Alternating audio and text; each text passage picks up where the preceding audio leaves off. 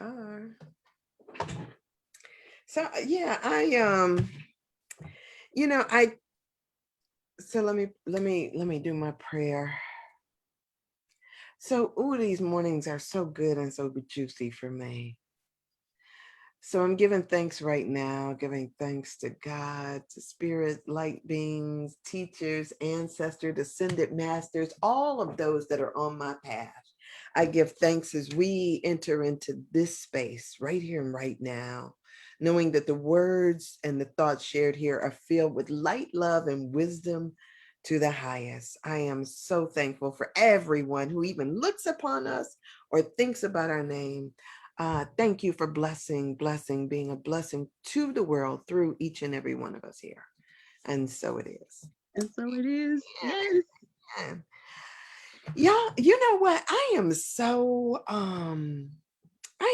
thankful for this. And yeah, and yesterday while I was doing my meditation, I'm gonna tell you this. Yesterday while I was doing my meditation, I got this prompting that I should share the fact that we are doing this with some other folks. And so Okay. I went Ooh. through and I shared it so I didn't do it immediately. You know how I tell you about this thing about if you want to really enhance your intuitive abilities, when you get an intuitive hit or some instructions to do it. On it. Yeah.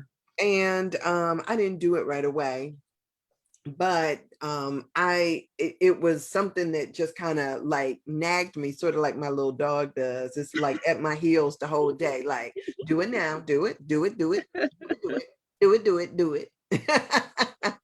And so finally, finally I did it. And so so I'm blessing all of that as it goes out into the ethers and trying to figure out, how exactly we are going to share this stuff. So yeah, so I'm so excited about this opportunity. So I am. how you today? I'm really good. Like I was sharing with you, just paying attention to me and my growth, if you will. 'Cause I used to be a worrier, and now I'm just kind of a warrior now. Yeah. Yeah, so I'm good, and I'm just like encouraged.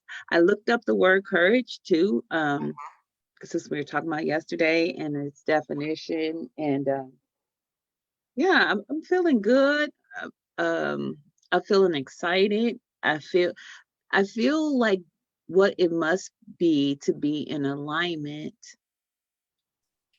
That's what I feel. Like I really feel like I'm in alignment, and this is what it feels like. And Yeah. just being aware of it, uh, what is going to be sticking with me for the rest of my life is that this moment is an answer to a prayer. Like that's forever imprinted on my heart. And so now it just makes me, um, I get like excited vibrationally, like, this is a yes for me. This is a sacred yes. I'm living in a yes moment, or I'm asking myself, I asked for this. Yeah. Let me fix that. Cancel, cancel, cancel. You know what? It's so interesting too, because once your answers start coming like that, right? Like when you start to get into the place where you're just manifesting stuff, it makes you more conscious and aware of what you're asking for too. What's my asking through this?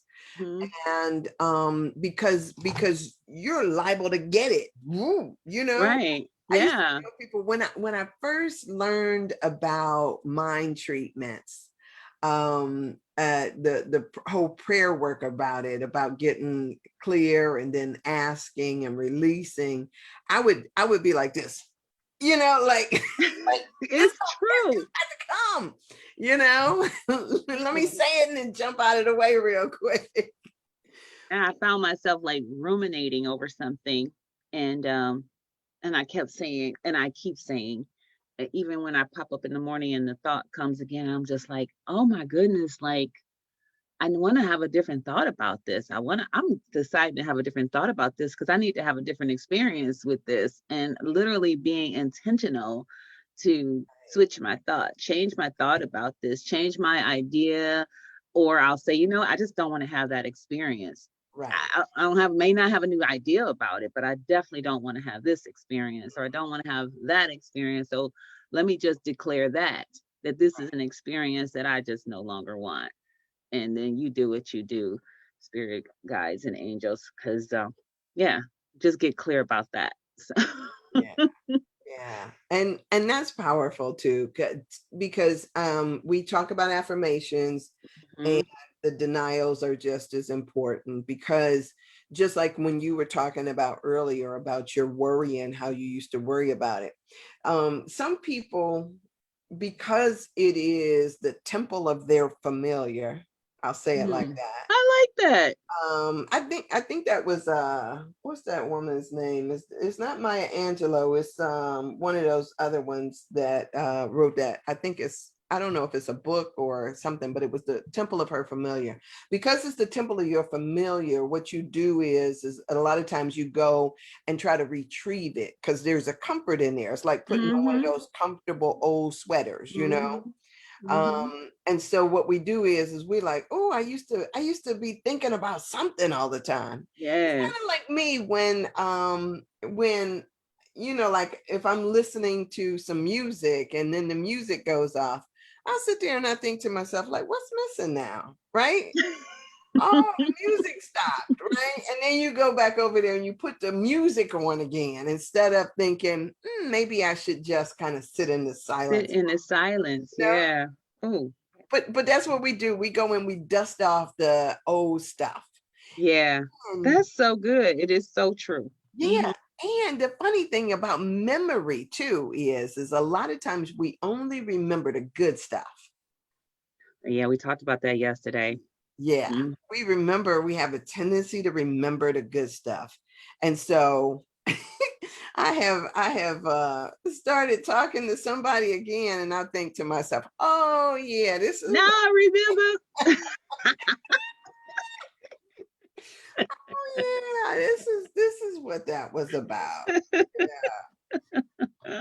So, so and then I'll leave. I'm That's not good. gonna say I'm gonna leave yesterday alone, but yesterday, Stephanie, would you believe? And now, if you guys didn't see my start out yesterday, you won't even relate to this. But would you believe I was driving down the street, Stephanie? And dumping sometimes is a big thing, especially in the city of Cleveland, because in the city of Cleveland, they will only pick up bulk items. That's items that won't fit into your garbage canister once a month. Mm-hmm. And so that is at the first of the month. And so if people are just so I don't even know what the word for it is, trifling, that dumping becomes a thing here. And so yesterday, as I'm driving, I notice these things all the time, especially when there's a new place that somebody has dumped. I mean, and people will dump like a whole living room furniture or something, Wow. yeah, I just never paid crazy. attention. Anyway, I'm driving, and do you know I drive past a doggone massage table that somebody Did you has get? Oh, you no, can't bring it in your car. I'm remember, like, I what? just got a massage table. I know. And then I ran into another one that has been dumped on the side of a street. I was like, oh my God. I figure it won't be out there too long. It looked like it might No. have been, the legs might have been, had some challenges, but Oh, like, that's what is bizarre though. going What are the odds of that? on? You know, Ooh, just in case you weren't sure it was me or you. I love it. I love it. I love Oh man. it. So these things are just, yeah, it's on and popping. It's on and popping. It is. It is definitely on and popping. I am 100% with you on so many levels. Like, yeah, that was Yeah. good. That was good. So yesterday we talked a bit about now. if you are watching this for the first time, Stephanie and I are part of this thing called the 5 a.m. Club and Writers Club. And we get up at, Stephanie gets up at ridiculous hours anyway. I don't know what time you get up. What time do you get up? 3:15. My alarm goes off at 3:15. 3:15. What time do you go to bed? I would like to be in the bed by 9:30, but most times I don't get into bed till maybe 10:15, 10:30. Yeah. But yeah, I do have like a little printout of my evening routine that I'd like to do starting at 9:15 so I can be in the bed by 9:30.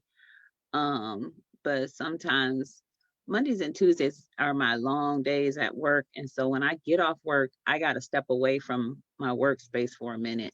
So Mm. sometimes I get to bed a little later on Mondays and Tuesdays, but then like Wednesday night and Thursday, I'll be in the bed by 9:30 so I could be at the gym by 4. Wow. Mm-hmm. So nice. Yeah. So I'm a part of the 5 a.m. club. Stephanie is the 3 a.m. And I tell you,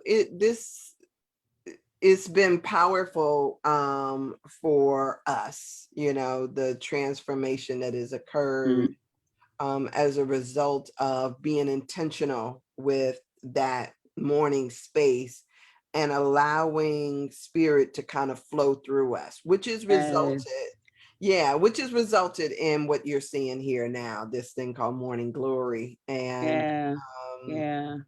And so for me, getting up and going through whatever it is that I'm doing, whether it's writing or the workout, what you see now at 7:15, 7:30-ish is not that intentional about getting up at 3:15. I'm like, we finish our workout space at 7 p.m.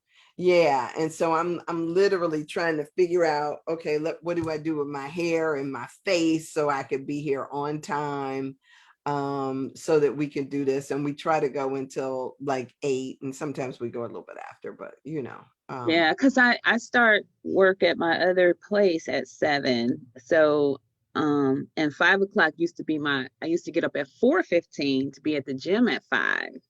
Okay. And so to be able to be a part of the 5 a.m. Writers Club, I had to switch it. Because I'm kind of the opposite of Rhonda. Like I have to have my morning song and meditation. Like I cannot function without those two pieces. So Mhm. that's why I get up so early, because my morning just before I get out the bed is a little ritual or whatever. And then I love to work out because there's something magical in exercise for me.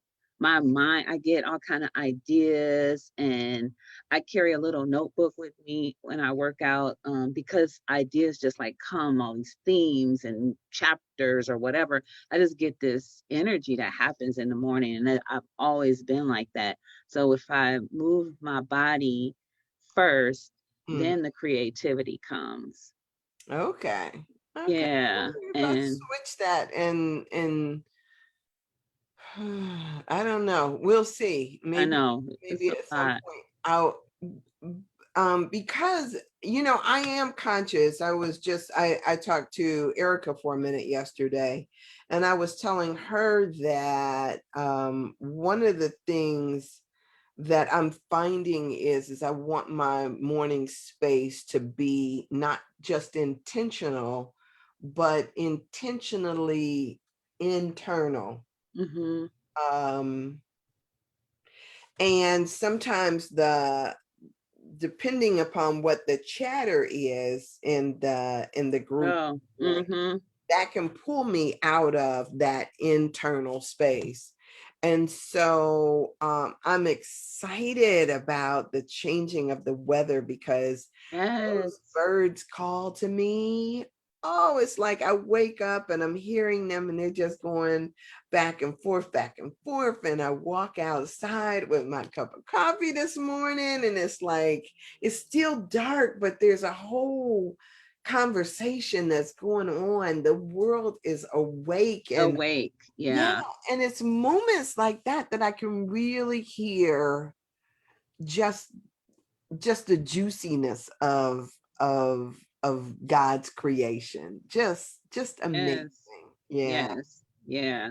And my days are off when I don't have that ritual, that time of just kicking it with me, as I say. Hmm. Um, but it's in those moments where I challenge myself, my thinking. What is my first thought in the morning, and what Hmm. am I doing? So yeah, I prescribe that to everybody. I think that you're dead on the money when you say about the morning and the sun rising in that time. I think Yeah. there's some significance to connecting with yourself in the beginning Yeah. of a day or a process period. Because all of us can hit the ground running, Right. you know, family, dinner, whatever, breakfast, kids. Um, so Mary yeah. Williamson says that 5 minutes in the morning spent with the Holy Spirit is enough to ensure that it will be in charge of the rest of your day. She's Oh my always goodness. says stuff like that. Yes, and it's so true. Yeah. And for me, it is yeah, it's beautiful. I guess the earlier now that I'm getting up and I talk about before how I had such resistance, but now that that this is a part of the unfoldment, I am just so greatly blessed. Hmm. So there's a yesterday I thought our conversation around forgiveness was really, really good and rich. Hmm. Um, and so we're working through Anatomy of the Spirit. We still in the introduction, so don't think we've gotten very far. At least I'm still. So I've read this book a couple of times, but I don't think I've read it in the last. I don't know if this has been the last 5 years even. Okay, so we're not even So, great. Yeah, so yeah, this is like a review for me. yeah, Um, and so so for me, I'm still in the introduction, and this is Stephanie's first time reading it, it and is. loving it. I'm loving it. Loving it. And the fact that you get so doggone excited about it, which is just, like, yay! Oh my goodness, I can't hardly like. Anyway, Yeah, yeah, it's but good. the other thing is because I just came off of that Lenten course, and so the other thing is that sometimes when you go through a book with a group, they are going so fast, you're busy trying to keep up, right? And so sometimes I was trying to keep up and catch up, um, which didn't make the experience one that I felt like I could really sit in the information that I was receiving. It was like bam, bam, bam. Yeah. So Like in school, in school, you'd be like, when I'm done with school, I'm gonna go back and read this book in its totality, like for myself. Never right, pick it up again, but you still have that intention. Like, I want right, to go back and do that book again, right. after class. Yeah. I actually I picked up a few of my philosophy books just recently for that same reason, Mm-hmm. because one of the things that I noticed is like, man, being in time, I read that. And then when I see some of the stuff that I studied in philosophy come up in New Thought, in metaphysics, Right. Oh, I bet. I Oh, just I bet. to myself Yeah. like, wow, I didn't relate one to the other then. And Yeah. so now in hindsight, I see that like, whoa, I've been studying Yes. this stuff for a long time Yes. without I being call those the moments to know that God has been chasing me down Right. Been So chasing me down, like, listen, I want you to know this. I want you to know this. But when the student is ready. yes. And I love what you said, because I was going to say to people that part of one of the important things about intuition, and we're going to talk about that a little bit today, because I think it's important for anatomy of the spirit. We're learning intuition from medical intuitive stuff from Caroline Myss and her frame of reference, but I want to talk about intuition in general. But Stephanie just said a little bit ago that how important it is to carry around with you a little notebook, or I do sticky notes, and you've got a phone that's always in your hand. And when you get an intuitive hit, if it's not something that you act on immediately, it's good to make a note of it. How do you know Those that it's an notes, intuitive hit? how do you know? Sometimes it's because it comes out of nowhere. Yeah. You know, sometimes it is, yeah, it comes out of, like, and when you get an intuitive hit, sorry. Yeah, sometimes it just comes out of nowhere. So I'm trying to think of, let me so I was responding to so first off, that's what we're going to talk about, right? That's what we're about to talk about. How do you know it's an intuitive hit, and how does intuition come? Now, I will tell you, today I went and I pulled out an old book that I had, and this is by Laura Day, and it's called Practical Intuition. This one is, for success. Now, I have her first one that she wrote. This is not necessarily the one that I was looking for. But I just looked for her name on my shelf, and I just grabbed the first book that I saw. And so I hope that this is the one that will talk about this thing of intuition. Now, one of the things that, and I'm not going to flip through this book, although that's what I'm doing. I'm not going to flip through this book. But one of the You need things, those little tabs, Sandra.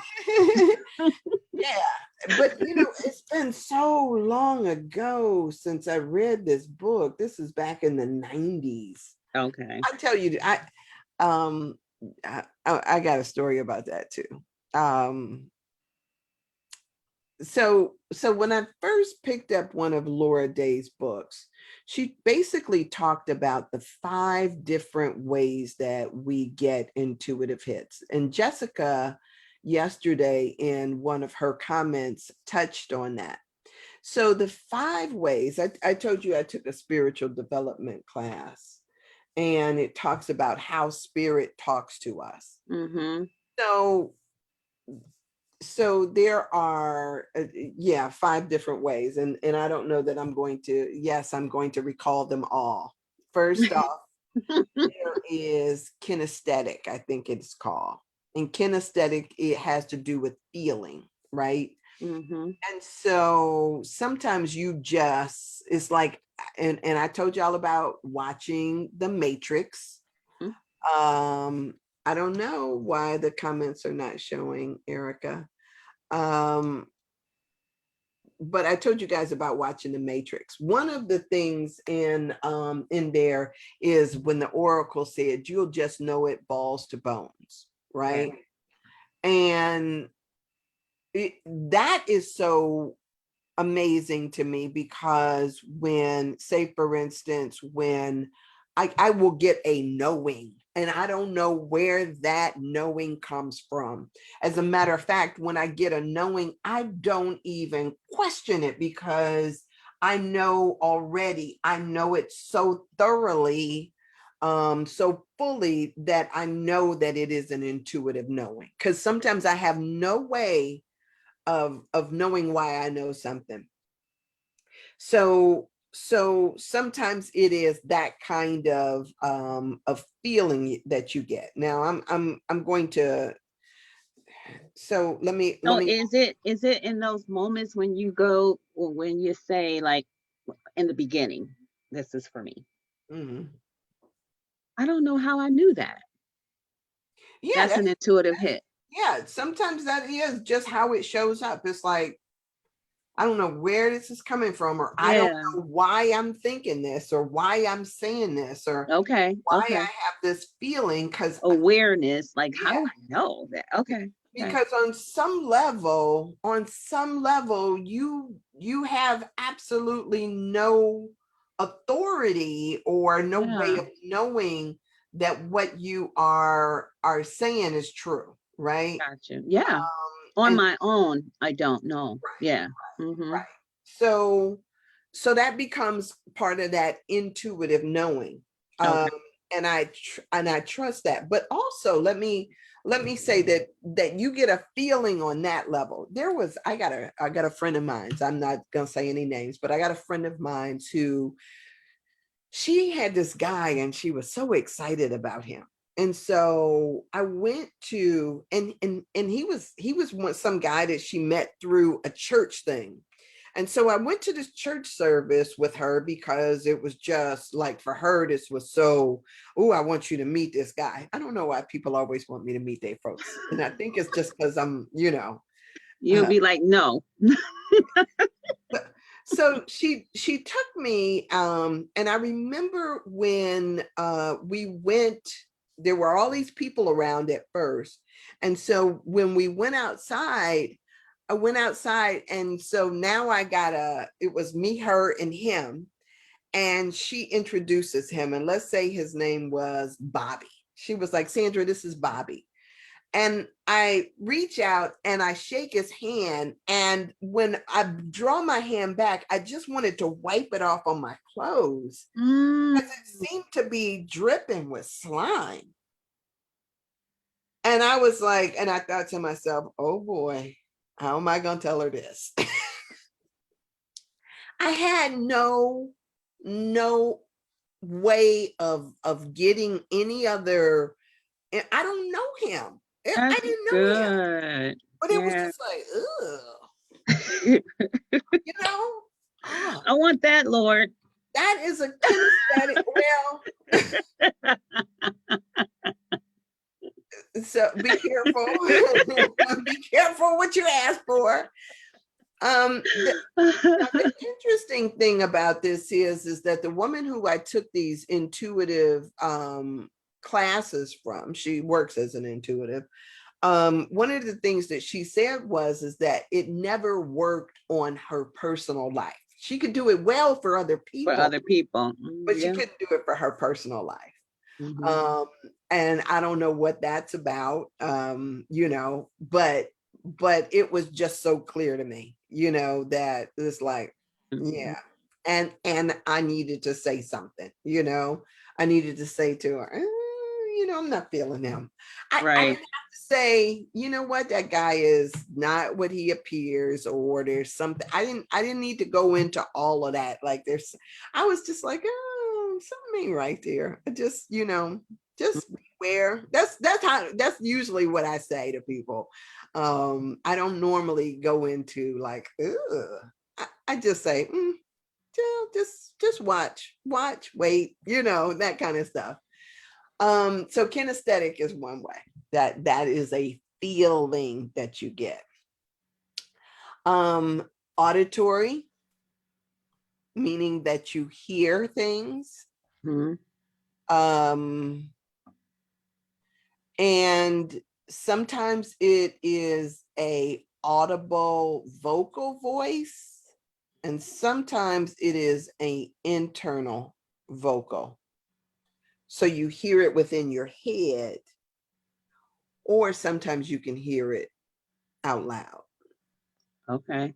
Um, and so just depending upon where you get it, that too is an intuitive hit. Okay. Um, sometimes you see words or pictures. Some people say that they when they look, they can see like at the bottom of their thing, almost like a typewriter coming into view. They'll see words that may come. But remember the other day when I was telling you about when I was talking to that lady and I saw the picture of a bull and Yeah. the bull scratching the ground. Now I've never seen, yes, I have. I've seen a bull before, but for me, it wasn't like it was a memory. It was like it was telling me this woman is not going to be moved. You can talk to you blue in the face, but she has anchored into her position, anchored into the ground. She's not about to be moved. Mm-hmm. Um, all right, so I said feeling, I said audible, I said Visual. visual. Yeah, and you'll know sometimes the pictures that you get that'll come up for you, pay attention to what the pictures are or what those are. Some people get dreams. And being able to interpret or glean some kind of meaning from your dreams is powerful. But then that's powerful everywhere you go, right? So if you hear a song, or if you see the massage table, or if somebody can say something to you and it can be a question that's been on your heart, while it may not seem as though it's an intuitive hit, it's an answer to a question or a prayer or something It's true. that is that's coming up. So being able to honor what you get is also important.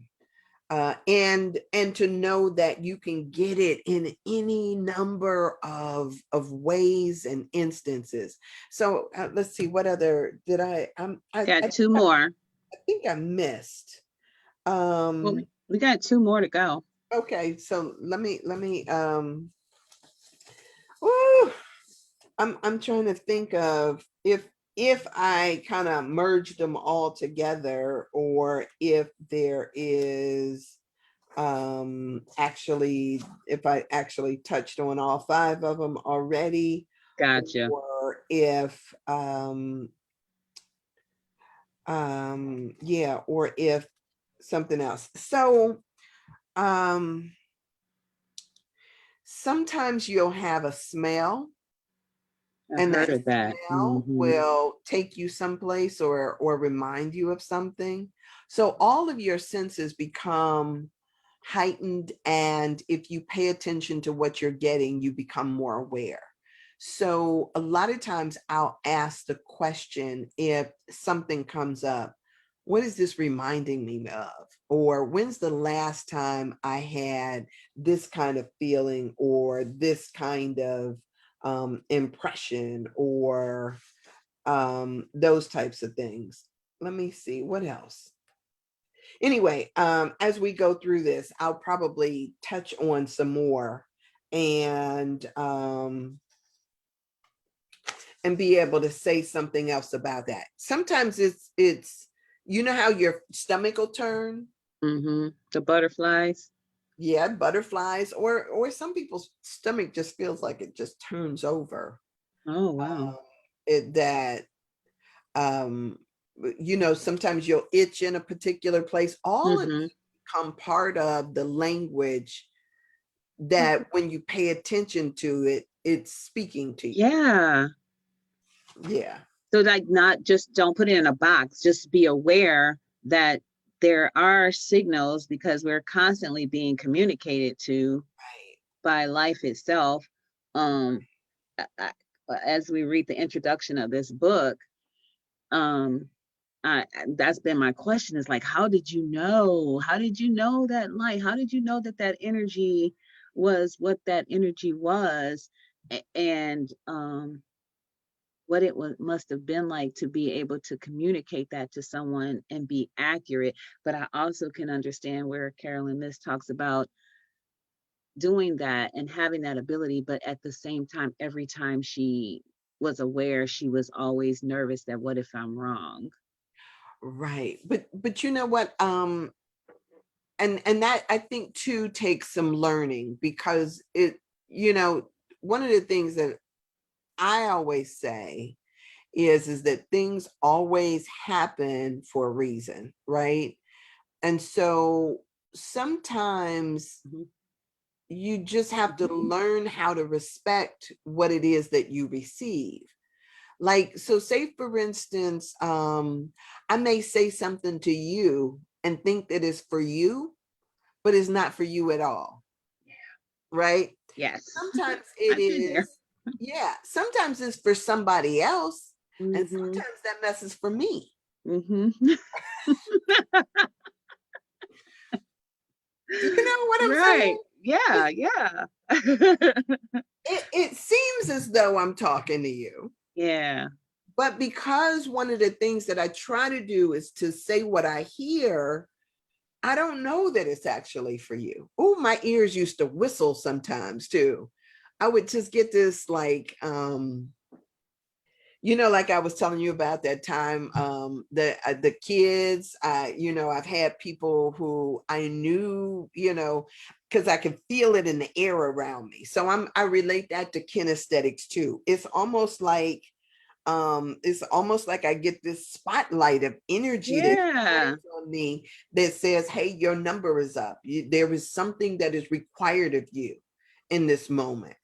So it could be any number of things, that when you, and part of one of the wonderful things about meditation, especially Mm-hmm. going to Vipassana, was for me was how to, and yoga, how to recognize a feeling as it arises, and then what does it feel like, and asking yourself, if this feeling had a voice, what would it be trying to say to Oh, me? I like that question. Yeah, I mean, I like that question. okay, it works. It really really works. That's Um, good. yeah, and sometimes we, you know, people will walk around, you know, I shared before how Caroline Myss was talking about when you have heart issues or blood issues or back issues, that they resonate to a certain thing Mm-hmm. archetypically. They resonate to something in particular. Well, the same way when you have something that's going on in your body, some of those things resonate to a particular type of something. So sometimes people walk around feeling like they're carrying the weight of the world on their shoulder. It just seems like it's pressing down. And because you never asked it, what are you trying to tell me? We just go on thinking, you know, oh, I got some back pain, or I got this. We just go and we take some medicine for the to deal with that. Yeah, yeah. Right? We never, most people never ask the thing like, okay, what you trying to tell me here, right? You know, why are you here? Mm-hmm. You know, Oh, so just sit good. with that, Yeah. you Mm-hmm. know. Yeah, because I think that's so important. Erica, are your things still not showing up? Because it just seems like maybe she said her comments weren't showing up. So I'm just I wondering. never get to see comments until afterwards. Okay, yeah, I don't know. I hope that it's working. Everything is working right. I trust that it is, and if not, then you know, It is what it is. that too is good. So what started me on this, I think I've always been on this intuition kick, wanting to know and to be aware. Kind of, I think I shared with you my eighth grade experience. And then what reignited it is like relationship difficulties. Like, how could I have known to get out of this sooner than I did? You know, just looking back, thinking and listening to like, what did I miss?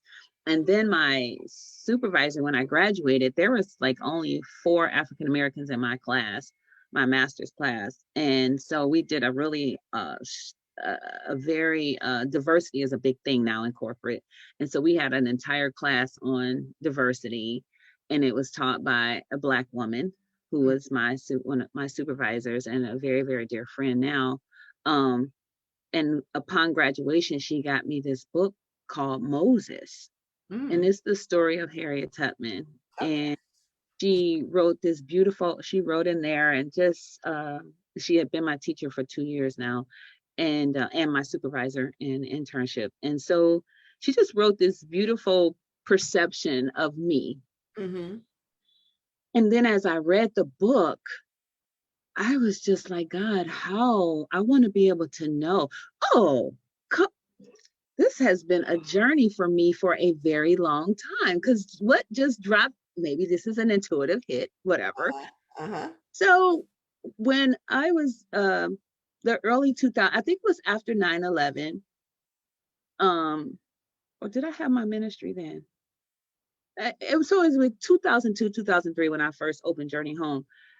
I remember reading the story of the Christmas story to my children. I Mm. used to read all the time. And I remember so intently after reading to them and putting them down, praying and saying, God, I want to be able to hear you like that, like Joseph. Like, how did Joseph know if the story is as it is? How did he know to trust that Holy Spirit had impregnated Mary and that she wasn't cheating, if you will, because that's the language they use today? And then how did Joseph know to go to this city? And then the impulse to go to the next city. And I remember saying, I want that awareness. I would pray that so intently. I just was reminded of that right now.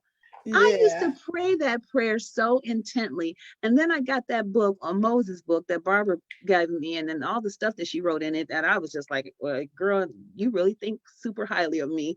And then as I read the book, thinking again, I want to be able to know to do that. I want to be able to be like, yep, it's time for me to leave. I'm out of here and go. And then the courage to come back and get some more people and go back again. Like, Yeah. and I remember being excited about wanting to know that. And I have a friend that will say things to me, and I'll be like, how do you know that? Like, how do you know that? And so it's just so cool to me that the anatomy of spirit would be dropped in my space Mm-hmm. right now, because I just really want to know. And I think that that is the hall pass for the next level, for leveling up, going to the next place. Right. So, I will tell you too, though, when you were talking about that, I was thinking about these weapons of mass distraction. I love that. Right? Sometimes because we are so busy with so much stuff, we create noise that doesn't allow us to hear. The wonderful thing about some of the biblical stories is that they didn't have all of these mass distractions back. Yeah. Light Hmm. was a premium back then. It wasn't like, No. you had a lamp all the time. Right. You had It to get it was, done. yeah. That's right. So, Yeah. so you had a lot of time for contemplation or for looking at the stars or understanding stuff on a different level. But nowadays we are so estranged from our own spirit and from Mm. ourselves that we a lot of times create so much noise we can't hear. Mm-hmm. So I'm just saying that, Ooh.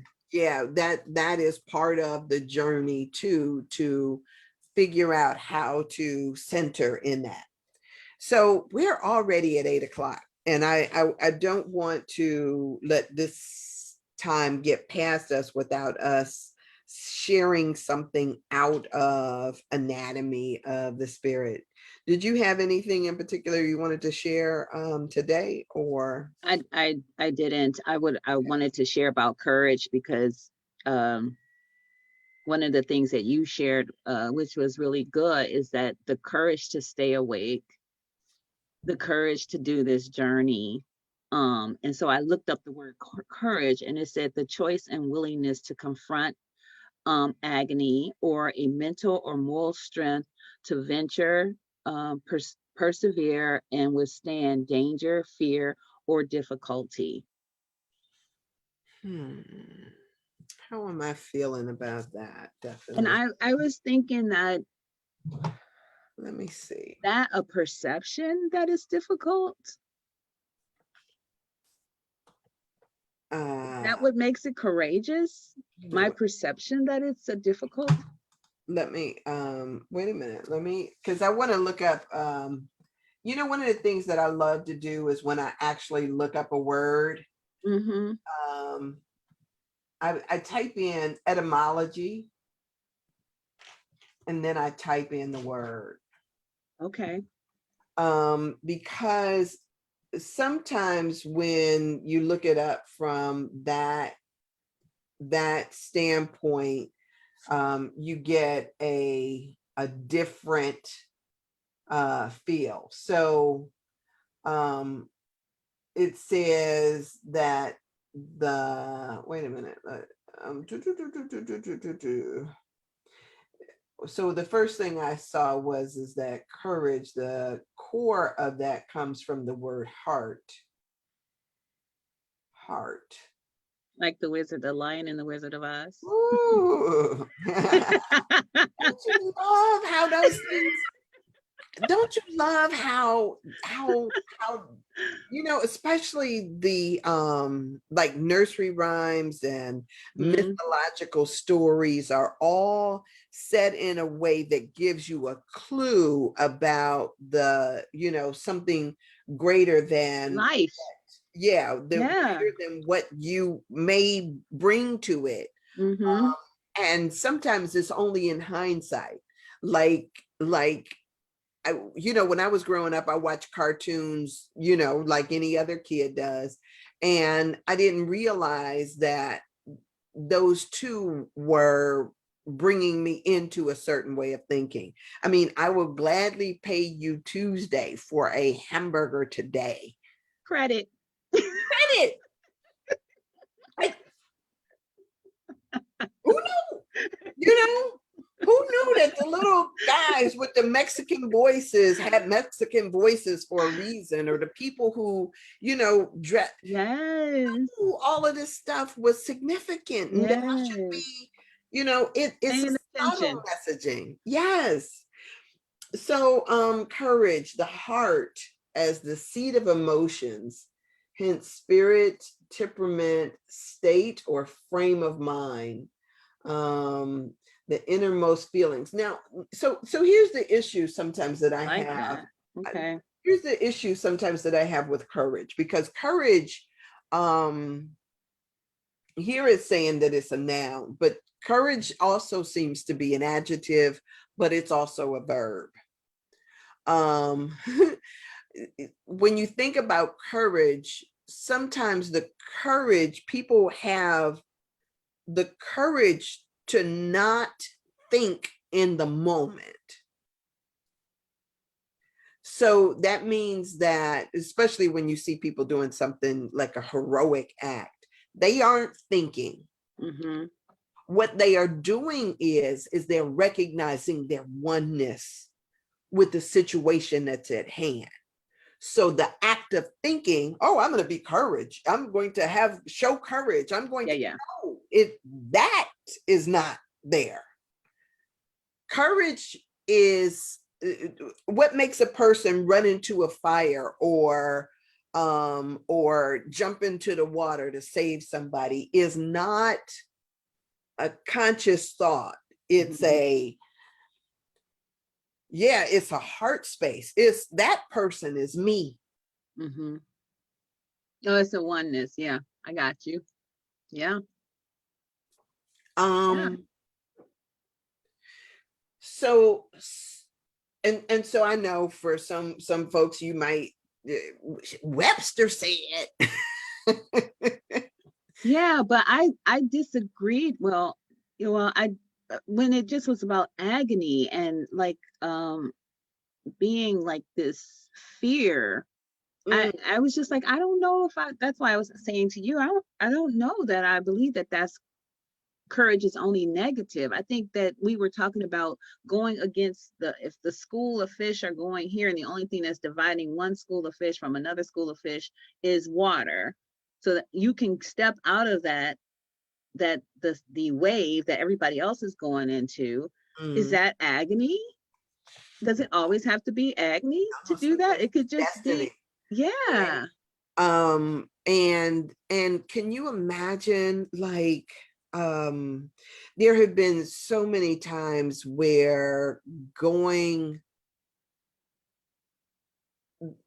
having the Following your courage, own bliss. yes, the courage to follow, the breadcrumbs, the courage to do what spirit speaks or says, the courage to even challenge stuff, um the courage too. And so just to talk about it in the sense of, we talk about being brave, Yeah.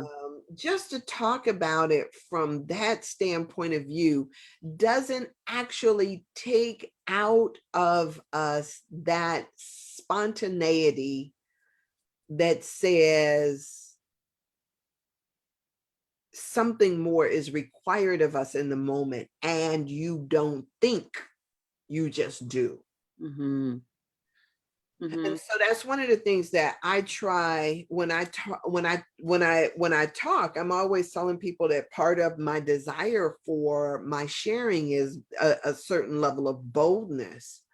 And if I'm worried about what everybody thinks about what I say, I can't be that. I can't have courage in a conversation if I'm constantly worrying about how it will land.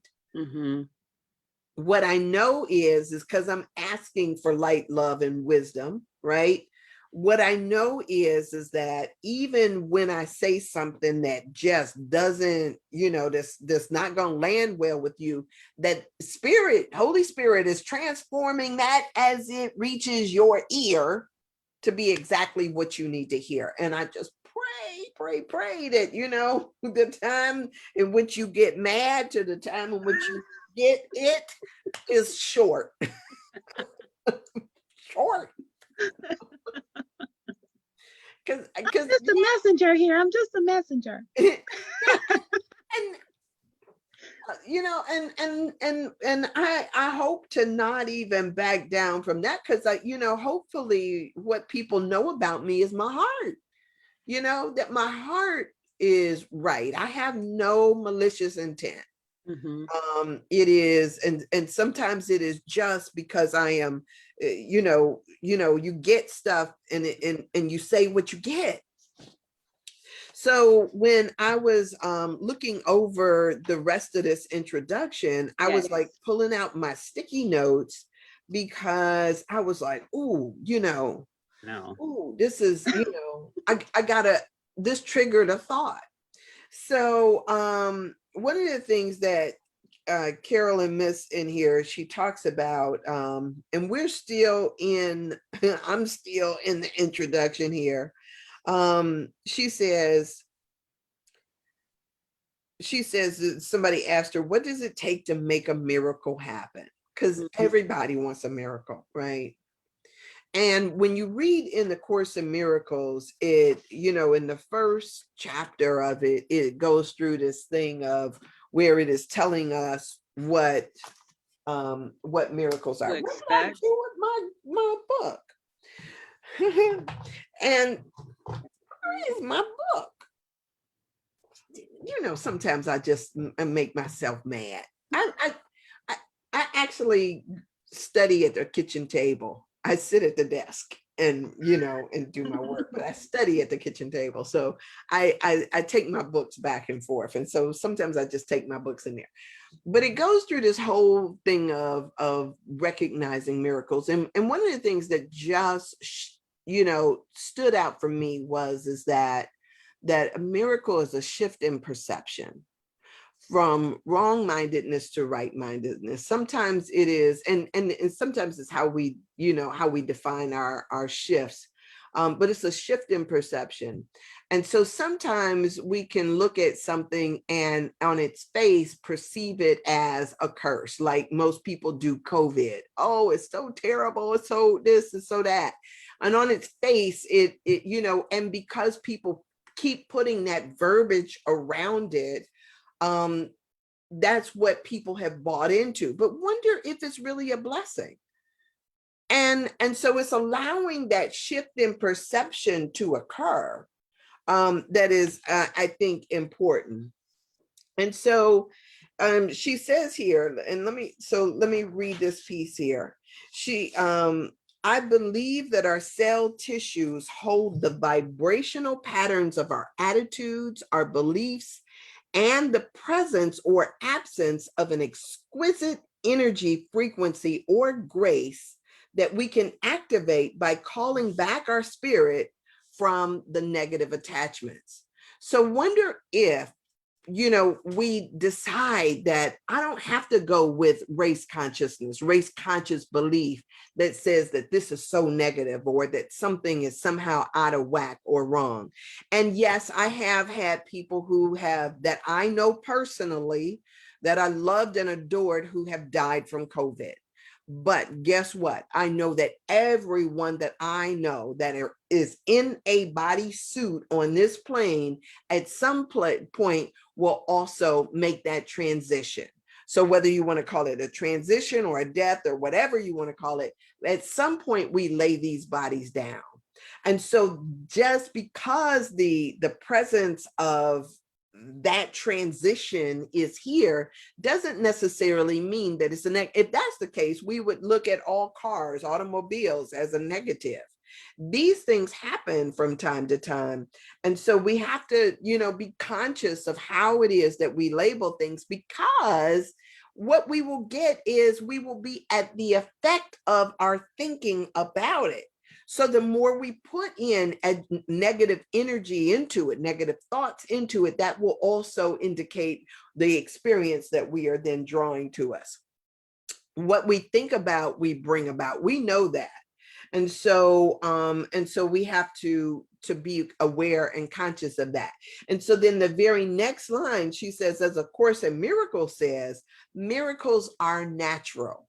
When they do not occur, something is wrong. And so what we have to do sometimes is change our ocular lens so that we can make an adjustment so that we can see the miracle that is ever present, that is always present and active in our lives. And sometimes we have to call it forth. God, I need a miracle here, right? Let me see. Sometimes we got to have miracle mindedness, miraculous eyes. And one of the things that we also know is that when we are doing this work, it says that the first responsibility of a miracle worker is to accept the miracle for yourself. If you don't believe that miracles are possible, you are not going to see them, right? And so you have to figure out, how do I get in alignment with what it is that I'm calling forth, with what I'm desiring? And so that's why yesterday, when we talked about forgiveness is so important, because it is the cleansing groundwork of what we are doing. I went to a paint store yesterday, and I was telling the guy at the paint store, it's one of those discount paint stores where they have all these gallons of paint at a discounted price. And I had bought some paint for my basement floor that had epoxy in it. And, it was supposed to be this wonderful, paint. I paid some good money, or it costs good money in the store when you buy it at a regular store. I, got it at a discount. And so I painted the floor, but in certain spots, the paint comes up. And so I was telling them, I said, when I first put this paint down, it really looked good on my floor. But every time I wash it, it seems like there's some paint that comes up. And he says, maybe you got some dust under there, and there was some dust that was there. And that's why the paint didn't adhere really well. Mm. And so when you think about, as I thought about that, I was thinking to myself, like, that's just like when we do our prayer work. If you haven't debriefed You know, if you haven't done the forgiveness work, if you hadn't done the foundational work, which means cleaning the floor properly, sometimes it means that you got to vacuum up all that dust and dirt that was down there. Because if you just paint over the dust and dirt, it doesn't adhere. So you got to do the foundational work, which means that you go back and do the forgiveness work that is necessary in order for you to then start building on something. Treat and work on that foundational level, and then you start adding in the new. But trying to do it without that, you know, and like I said yesterday, you know, if you have resistance to forgiving, if you have resistance to really looking deep at stuff, then, you know, pray about that. God, help me, you know, yeah, I'm willing to forgive. Show me how, you know, start working from that place. It reminded me this morning, I looked in my medicine cabinet, right? And I opened the medicine cabinet, and I'm looking in the medicine cabinet, and I'm thinking to myself, like, this is one of those moments, you know, I came to myself. I look into the medicine cabinet, and I was like, what is all of this stuff? Because I have stuff in my medicine cabinet that's in front of other stuff. And so then when you start pulling that stuff out, you know, you buy stuff, and, you know, skin cream that's going to make you look younger or get rid of lines. And then you find out it gives you zits. And instead of throwing it out, you just kind of push it further to the back, you know, and you got all of this stuff that's back there that's taking up space, good space, prime real estate space. Okay. And you don't even use it. Well, that's what I'm also finding about stuff. You know, this morning I had to pray for some guy that stayed up on Glendale that I saw one day when I was in the 6th grade, and I thought he was cute. And I would run just as fast as I could to make it to his bus stop, so that when this high school boy, got off the bus, I was there. Hi. And I would follow him home. I was this little girl that had a crazy crush on this guy. And I had to say, oh, you know, I hope he can forgive me and release me, because I probably traumatized him. I love that. That was in the back of my medicine cabinet this morning. What are you saying? You know, I don't know. That's really good. But it's about pulling. Sometimes we just, and that was one of those intuitive hits. I was just thinking that, like, that was an intuitive hit, like that. Right. Yeah, right. Yeah. Like, oh, where did that thought come from?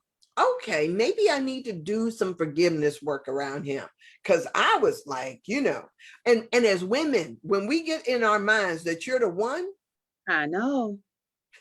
It's all bad. Yeah, if this does nothing else but set me free and other people free from that awareness, like, let it go. Beware. Oh my goodness. So yes. So forgiveness is a powerful foundation to declutter, debrief, get all of the stuff off or out that could impede your ability to have the real experience that you're after. So so in this, in this book, we are going through a lot of stuff, and it talks about our personal health and our healing and being able to hear what it is that's being laid on our heart. And so it takes a certain kind of vulnerability. Is that the word I want to use? It is. Yeah. Vulnerability with yourself. Yeah, that's the courageous part. That's why I'm like, I don't know if courage is negative. If I don't, I wasn't comfortable with the definitions that I gleaned, because I know that the courage to just be vulnerable with yourself, standing naked with yourself Mm-hmm. is so required, because in order to hear, to trust what you're hearing, in order to heal, to trust that you can heal yourself, you can heal somebody else, but just the awareness that there is like the possibility is there, Right. that is possible. So I think that, yeah, being vulnerable with that information, even for yourself at first, because some people want to share it right away, but Mm-hmm. being open with yourself, telling yourself your truth, even if you don't tell nobody else. Right. Right. So if it is, and sometimes we got childhood stuff where we don't even realize that we're still carrying it with us, right? The pain of whatever it is. And Sometimes then we gotta opening up forgive. to our intuition is going to reveal that. That's my story. Right, right, right. Desiring to be intuitive has done nothing more in the beginning but stir up stuff that was buried down or in the back of the medicine cabinet Mm-hmm. for me to get rid of, so that I can make room for my awarenesses, so I can hear, so I can get rid of the blockages, so that you can hear. Because the whole intention or the ability to be intuitive is to be able to see light. So if I don't see light in myself, Right. Right. Right. If you don't, and sometimes we gotta forgive ourselves for judging ourselves for being mhm, who we are. yeah, that's vulnerable too. Yeah, because sometimes, my sister is one that will talk about, and I don't even know how I take it all the time. She'll say, "Oh, I was quiet and shy," and then she'll say, "But you ain't never been that." And I used to catch it for that, whether it was because my teachers would say, "Oh, your sister was really good. What happened to you? Are you guys actually related?" It's awful. How Oh, dare you? and it It's just be crazy that people say that, but I know you're telling the truth. like, yes, My gosh. yes. And when they see your name and you done came after two other siblings and they see you and it's like, I had this Mr. Forsyth. He was a teacher of mine, and I went to open house with my parents, and this man stood there in front of me and he was like, "I always know what kind of day I'm gonna have." He says, "Your daughter sits over there in that corner." He says, "And some days I can walk in the room," and he says, "There's a halo and a light glowing back there, and it's gonna be a beautiful day." And he says, "And other days," he says, "you see a red flame back there and you see these horns up over her head." He said, "And I know I'm about to catch some hell." My mother is looking at me like, "Yeah, yeah," like when we get home. And I'm thinking to myself, like, what? What? I'm human here.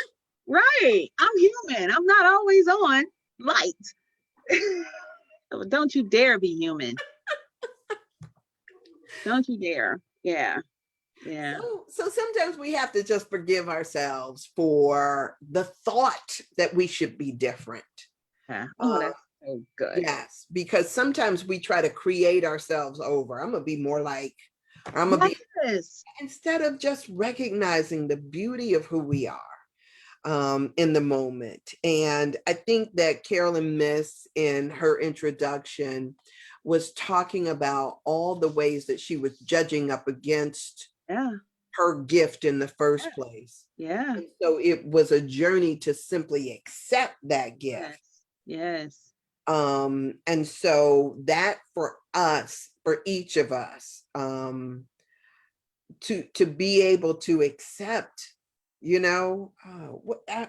there's something that's like on the edge of my mind that is like when I said that, to accept our gift. It triggered a memory, and it's probably a Course in Miracles quote, to accept the miracle for ourselves, or to accept our own good. I don't know exactly what that is, but whatever, however that hit you. But there is something about self-acceptance that really amplifies this. And then I'm going to let y'all go with this just one last thought. I'm sorry, unless you got something else, Stephanie. But I don't. But with this, just one last thought. Somebody once said to me that the ability to accept the label or accept your role empowers your role. So I can tell you about how many years I resisted being a minister. I was just like, no, it was God was pushing me into ministry, and I'm like, no, you know why? Because if you a minister, you're supposed to be a goody two shoe. If you a minister, you can't curse. You're not supposed to party. You're not supposed to do it. I had all of these lists of things about how my life would change if I accepted that calling. I was no, I'm telling y'all, I was no, I'm beating it back. And so being able to not only speak my truth, but then to stand in that. So when finally I gave up the struggle, and what I became aware of is surrendering to that, then opened up something for me. And now when I feel like I'm doing it like Fred, what was that man said, that I'm doing it my way. Mm-hmm. Frank Sinatra. You may not like the fact that I wear stretch pants and biker shorts, or that I'm, that I still go out and I curse and I still party and I still do this, that, and the other. You may not like that, but that is not going to, first off, it doesn't add not or take away one iota your judgment. So don't. Right, and you did not catch God off guard. You didn't catch God off guard. Right. God didn't make no mistakes and does not need you to police the universe for him, right? Or for her. Exactly. It's so true. This is my walk, right? It's my walk. And so a lot of times what we have to do is first just forgive ourselves for thinking that anybody should be anything other than the child of God that they are. It's so true. And that's so interesting. The only thing I have to say, we could talk about it tomorrow, is that I just wonder if that is a pattern for people who are being pushed into leadership. Is that recoiling of self. My narrative is, you're too much, you're just too big, you're too happy all the time, you just too much, you're too deep, always this TOO attached to. So I think that that's really cool, and I'm watching for the patterns of just when we decide I'm not going to be me. I'm gonna shrink back a little bit, because in order to do this, I can't show up as me. And that is so not the truth. And and when you said that, it made me think about Moses and saying, "Oh no, God, not me. Maybe Aaron. That's it. Yeah. Maybe, but not me. I'm too much." So, okay. Thank you for today. This was good. Thank you for today. I appreciate you. I appreciate everybody who is tuned in. Love you. We'll be here tomorrow, and we're inching our way through this book. So if you want to do it along with us, I'm also asking you to watch The Matrix. Yes. From a spiritual frame point reference, all of that stuff, because you are the one. And I love that. Yeah. Tomorrow. Okay. All right. Okay. All right. Have a good day. Have an amazing day. All righty. Bye-bye.